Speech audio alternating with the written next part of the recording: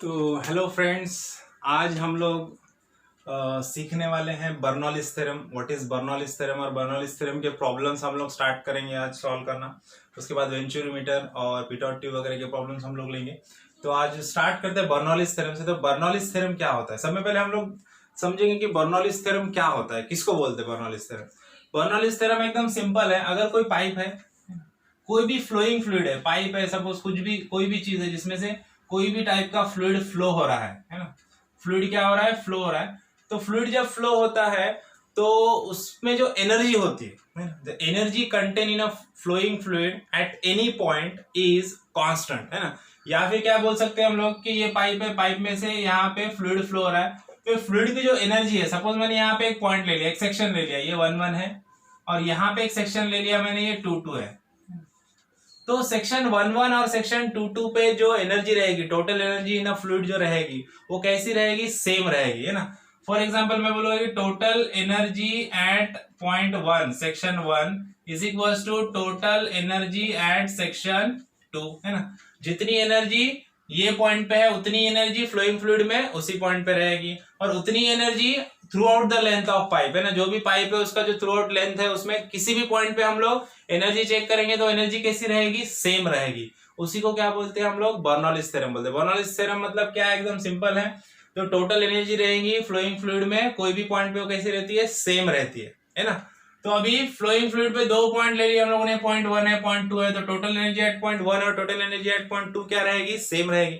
अब देखते हैं इसका फॉर्मूला कैसा आता है। अब देखो, टोटल एनर्जी मतलब कितनी रहती है, फ्लूइड में कितने टाइप की एनर्जी रहते हैं ना। जैसे हम लोग को पता है सॉलिड में क्या रहता है, एक तो पोटेंशियल एनर्जी रहती है, काइनेटिक एनर्जी होती है ना। और फ्लूइड में एक एक्स्ट्रा एनर्जी होती है, तो प्रेशर एनर्जी, है ना। फ्लूइड में प्रेशर होता है तो प्रेशर एनर्जी भी होती है ना। तो क्या क्या होता है, एक तो होता है pressure energy plus kinetic energy plus potential energy, है ना। तो प्रेशर एनर्जी क्या होता है, प्रेशर एनर्जी जनरली प्रेशर को हम लोग पी से डिनोट करते हैं ना। लेकिन यहाँ पे जो हम लोग प्रेशर एनर्जी यूज करने वाले फ्लूइड की, जो फ्लोइंग फ्लूइड है, वो प्रेशर हेड में यूज करते हैं हम लोग, है ना। प्रेशर हेड में तो जनरली आप लोग को पता रहेगा, पी का फॉर्मूला क्या है, pressure at any point in a fluid का फॉर्मूला क्या है, प्रेशर एट एनी पॉइंट क्या रहता है, rho g h, where rho is a mass density, है ना। रो जी एच होता है, ये फॉर्मूला होता है ना। तो प्रेशर हेड क्या है, प्रेशर हेड मतलब ये एच जो है ना, एच क्या रहता है, वो प्रेशर हेड होता है ना। अभी प्रेशर हेड जो एच है, तो एच के फॉर्म में एच इज इक्वल टू क्या हो जाएगा, पी अपॉन रो इंटू जी, है ना। अभी रो जी को डब्ल्यू भी बोल सकते हैं हम लोग, वेट डेंसिटी भी यूज कर सकते हैं, क्योंकि रो क्या है, मास डेंसिटी है। और अगर वाटर का लेंगे तो मास डेंसिटी ऑफ वाटर कितना है, 1000 है, और जी मतलब एक्सेलरेशन ड्यू टू ग्रेविटी 9.81, है ना। और यहाँ पे एच क्या डिनोट करता है, H is a pressure head, है ना। जो प्रेशर एनर्जी है वो हेड के फॉर्म में है, और हम लोग बर्नौलीज थ्योरम में हेड के फॉर्म में प्रेशर एनर्जी यूज करते हैं ना। तो यहाँ पे P इज इक्वल टू क्या आ जाएगा, P is equal to H रहेगा, है ना। तो प्रेशर एनर्जी क्या रहेगी, pressure energy is equal to H, है ना। या फिर H इज इक्वल टू क्या हो जाएगा, P बाय रोजी। हम लोग P बाय रोजी के फॉर्म में भी यूज कर सकते हैं प्रेशर हेड को। तो क्या हो जाएगा, प्रेशर हेड H है, और H को अगर मुझे प्रॉब्लम में प्रेशर दिया है ना, और जनरली क्या रहता है, जो प्रॉब्लम है उसमें फ्लोइंग फ्लूइड में हम लोग हेड नहीं फाइंड आउट कर सकते, है ना। तो इसके लिए यहाँ पे हम लोग क्या यूज करेंगे, H के जगह पे क्या यूज कर सकते हैं हम लोग, P बाय रोजी भी यूज कर सकते हैं ना। तो यहाँ पे क्या आ जाएगा, प्रेशर एनर्जी पे आ जाएगा P अपॉन रोजी, है ना। तो अभी सिर्फ P क्यों नहीं आया, मेरे को एक स्टूडेंट्स ने भी पूछे थे कि सर प्रेशर एनर्जी मतलब तो P हो गया ना, तो P मतलब प्रेशर आ गया, तो डिवाइड बाय रोजी क्यों, है ना। तो डिवाइड बाय रोजी मतलब क्या है कि P बाय रोजी मतलब प्रेशर हेड है, प्रेशर हेड को हम लोग यहाँ पे यूज कर रहे हैं ना। तो इसके लिए P बाय रोजी आ गया, प्लस काइनेटिक एनर्जी। अब काइनेटिक एनर्जी इन सॉलिड्स हम लोग देखते हैं क्या है formula, 1/2 half into M into V square है ना। तो half into M into V square है। लेकिन यहाँ पे हम लोग क्या कंडीशन यूज करते हैं, हम लोग यूनिट वेट के लिए यूज कर रहे हैं ना। जो हम लोग बर्नौलीज थ्योरम यूज कर रहे हैं वो यूनिट वेट के लिए यूज कर रहे हैं। अब यूनिट वेट मतलब W इज इक्वल टू क्या रहेगा, 1 न्यूटन पर मीटर स्क्वायर, है ना। तो अभी M, अभी हम लोग को पता है W, वेट और मास में क्या रिलेशन है, W इज इक्वल टू क्या रहता है, M इंटू जी, है ना। W इज इक्वल टू क्या रहता है, M इंटू जी। तो M इज इक्वल टू क्या हो जाएगा, W अपॉन जी, है ना, वेट अपॉन जी, ये हो जाएगा। तो M के जगह पे मैं W बाई जी यहाँ पे लिख सकता हूँ, है ना।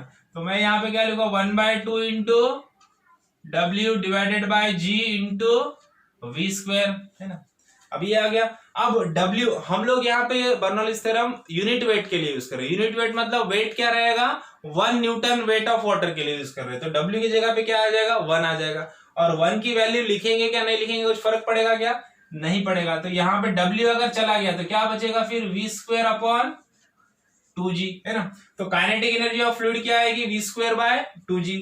तो यहाँ पे क्या आ जाएगा, काइनेटिक एनर्जी की जगह पे क्या आएगा, V² अपॉन 2G प्लस। अब पोटेंशियल एनर्जी ऑफ फ्लूइड हम लोग किस में यूज करते हैं, Z, हाइट, है ना। हाइट ऑफ फ्लूइड की जो हाइट है, जो भी पॉइंट है वो पॉइंट का हाइट कितना है, क्योंकि उससे हेड चेंज हो जाएगा, है ना। तो इसके लिए हाइट में यूज करते हैं, जिसको हम लोग यूज करते हैं Z, लेटर Z से, है ना। तो टोटल एनर्जी ना फ्लूइड क्या हो गई, P by rho g pressure energy, V² by 2G kinetic energy, और Z क्या हो गया, पोटेंशियल एनर्जी। तो ये टोटल एनर्जी ऑफ फ्लूइड हो गया, है ना। अगर मैं बोलूंगे energy of total energy of fluid at point section 1 and section 2 is same, तो यहाँ पे बर्नौलीज इक्वेशन इस तरह से बन जाएगा हमको। देखो क्या हो जाएगा, P1 upon rho G plus V1² by 2G plus Z1 is equal to P2 upon rho G plus V2² by 2G plus Z2, है ना। तो ये बर्नौलीज थ्योरम का हमारा फॉर्मूला बन गया, है ना। ये है बर्नौलीज थ्योरम, है ना। समझ में आया।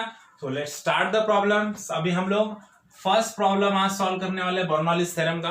तो फर्स्ट प्रॉब्लम में देखते हैं हम लोग प्रॉब्लम का स्टेटमेंट क्या है, पढ़ते हैं, है ना। उसके बाद प्रॉब्लम को स्टार्ट करते हैं। प्रॉब्लम में सबसे पहले हम लोग को ये जो डायग्राम है, ये डायग्राम दिया हुआ है। प्रॉब्लम में डायग्राम दिया है, पाइप दिख रहा है हम लोग को यहाँ पे, इंक्लाइन पाइप है जिसका एरिया अलग अलग है ना। यहाँ पे डायमीटर इसका अलग है, यहाँ पे डायमीटर अलग है।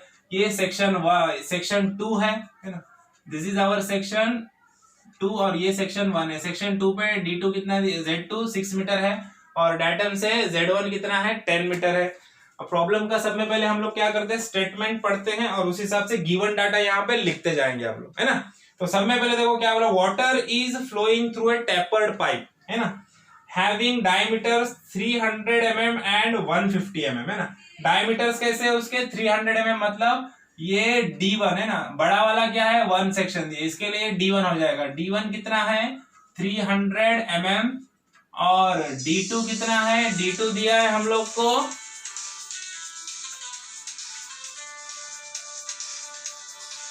फोन आ गया बीच में, तो हम लोग इसको थोड़ा सा साइलेंट कर देते हैं। ओके, नो इश्यू, ठीक है। सो देखो D1 दे दिया हम लोग को, डायमीटर 300 mm एंड 150 mm, तो बड़ा वाला 1 रहेगा, तो D1 300 mm, और D2 कितना है हमारा, D2 है 150 mm, है ना। अब उसके बाद और क्या दिया है, सेक्शन 1 एंड 2, और ऑलरेडी उसने बोला सेक्शन 1 एंड 2, इसके लिए सेक्शन 1 ये बड़ा वाला है, सेक्शन 2 छोटा वाला है। अब देखो the discharge through the pipe is 40 litre पर सेकंड। डिस्चार्ज कितना दिया, डिस्चार्ज मतलब क्या होता है, क्यूब, है ना। कितना दिया है 40 लीटर पर सेकंड, है ना। इसको मीटर क्यूब पर सेकंड में हम लोग कन्वर्ट करेंगे, बाद में कन्वर्जन करेंगे, पहले गिवन डाटा लिख देंगे। Section 1 is 10 metre above the datum and section 2 is 6 metre above the datum. Find the density of pressure at section 2, है ना। मतलब क्या निकालना है हम लोग को, P2 का वैल्यू निकालना है ना। If the density of section at point 1 is, देखो P1 की वैल्यू दिया है, कितनी दिया है 400 किलो न्यूटन पर मीटर स्क्वायर, है ना। किसमें है, किलो न्यूटन पर मीटर स्क्वायर में दिया है ना। तो अभी किलो न्यूटन पर मीटर स्क्वायर में एक प्रेशर दिया, और दूसरा भी प्रेशर P2 भी हमको किसमें निकालना है, किलो न्यूटन पर मीटर स्क्वायर में निकालना है ना। इसके लिए अपने को D1 D2 दोनों मीटर में चाहिए, और Q किस में चाहिए, Q मीटर क्यूब पर सेकंड में चाहिए, है ना। तो सब में पहले क्या करते हैं हम लोग, सब में पहले हम लोग A1 A2 निकाल लेंगे, है ना। A1 A2 निकाल लेंगे तो उससे हम लोग को V1 V2 मिल जाएगा, और वहां से हम लोग फाइंड आउट कर सकते हैं दूसरी चीज है, Q दिया है हम लोग को, है ना। तो सबसे पहले क्या करते हैं, सबसे पहले A1 A2 निकाल लेते हैं। A1 इज इक्वल टू क्या रहेगा, कैपिटल लेटर्स यूज करेंगे A1 के लिए। A1 इज इक्वल टू क्या रहेगा, पाई बाय 4 D1 स्क्वायर, है ना। अब D1 हमारा क्या है, देखो D1 हमारा है 300 mm, अब 300 mm का मीटर में क्या करेंगे, 10⁻³ कर दो, डिवाइडेड बाय 1000 कर दो, है ना। तो ये डायरेक्टली क्या आ जाएगा, मीटर में कितना आ जाएगा, D1 हमारा आ जाएगा 0.3 मीटर, है ना। अब वैसे ही D2 कितना है, D2 है 150 mm, है ना। अब 150 mm मतलब D2 का वैल्यू कितना मिल जाएगा हम लोग को, D2 का वैल्यू मिल जाएगा 0.15 मीटर, है ना। 0.15 मीटर में आ गया। और इसी तरह से हम लोग क्या करते हैं, Q को भी कन्वर्ट कर लेते। Q कितना है, 40 लीटर पर सेकंड है। लीटर पर सेकंड से मीटर क्यूब में जाए, मीटर क्यूब पर सेकंड में जाने के लिए क्या कन्वर्जन है, इंटू 10⁻³ हो जाएगा, है ना। तो लीटर पर सेकंड से मीटर क्यूब पर सेकंड में जाएगा तो इंटू 10⁻³ हो जाएगा। तो Q इज इक्वल टू क्या हो जाएगा, 40 इंटू 10⁻³ है ना। क्या आ जाएगा, यूनिट इसका भी मीटर क्यूब पर सेकंड। और P2 हम लोग को दिया हुआ है 400 किलो न्यूटन पर मीटर स्क्वायर, है ना। सब गिवन डायमेंशन हम लोग को मिल गए। अब A1 निकालेंगे, π/4 D1²। तो वैल्यू पुटअप कर दो, कितना है, π/4 D1 कितना है हमारा, D1 है 0.3 का स्क्वायर, है ना। देखो कितना आ गया, A1 का वैल्यू मिल गया हम लोग को, A1 आ गया 0.0707, है ना, 0.0707, है ना, मीटर स्क्वायर, 0.707 मीटर स्क्वायर, ये आ गया A1। इसी तरह से A2 निकाल लो। A2 इज इक्वल टू क्या रहेगा फॉर्मूला, π/4 D2²। तो π/4 D2 कितना है, D2 है 0.15 स्क्वायर, है ना। अब ये आंसर अगर तुमको 10⁻³ में आया, या फिर समझो 7.07 10⁻³ आया, तो एज इट इज वैसा भी पुट कर दो। ऐसा 0.0 में ही लिखना कोई जरूरी नहीं, जो कैल्सी में आंसर जैसा आएगा वैसा रखने का। ज्यादा कन्वर्जन में क्या होता है, फिर गलती हो जाती है ना। इसका आंसर कितना आ गया, 0.0176, है ना। ये आंसर आ गया A2 का 0.0176 मीटर स्क्वायर, ये आ गया A2।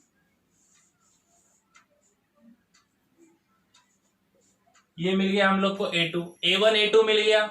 अब क्या करना है हमको, V1 और V2 निकालना है। V1 V2 कैसे निकालेंगे, कंटिन्यूटी इक्वेशन हम लोग को पता है, A1 V1 is equal to A2 V2, यहां से हम लोग को मिलेगा। और डिस्चार्ज हम लोग को पता है, Q इज इक्वल टू क्या होता है, A1 V1 is equal to A2 V2।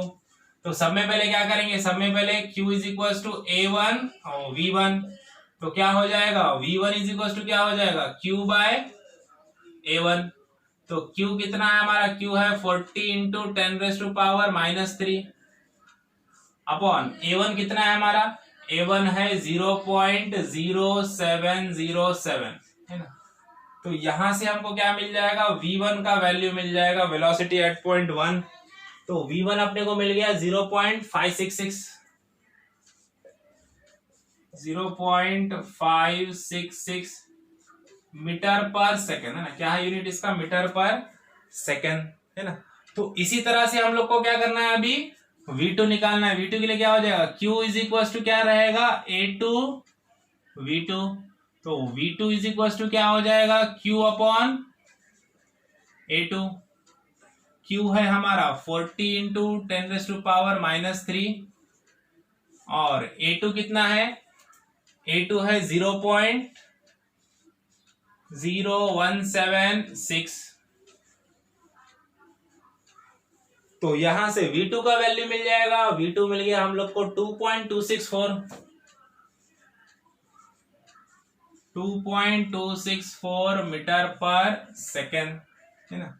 Area जहां पे कम होता है, वेलोसिटी वहां पे ज्यादा होती है, इसके लिए V2 ज्यादा है और V1 कम है नेचुरली। अब V1 V2 मिल गया हम लोग को, देखो V1 V2 मिल गया, Q हम लोग को पता है, A1 A2 मिल गया, P2 हम लोग को पता है, Z1 Z2 पता है। तो अभी डायरेक्टली बर्नौलीज इक्वेशन हम लोग अप्लाई कर सकते हैं।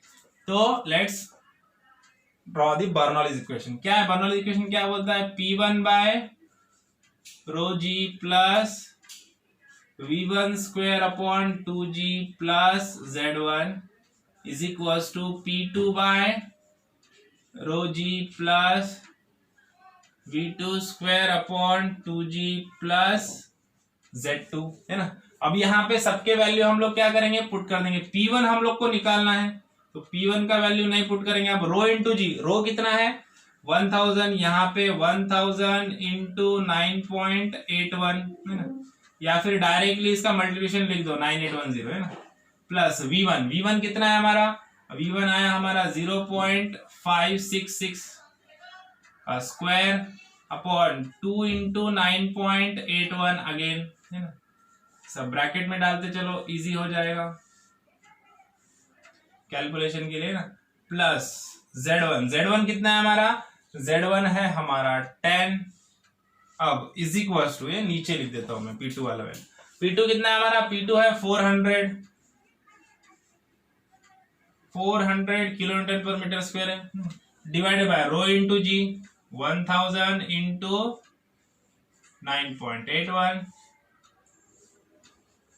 Plus V2 square by 2G। V2 कितना है हमारा, V2 है हमारा 2.264, तो 2.264 का square upon 2 into 9.81 upon 2G है ना, V square by 2G plus Z2 कितना है हमारा 6।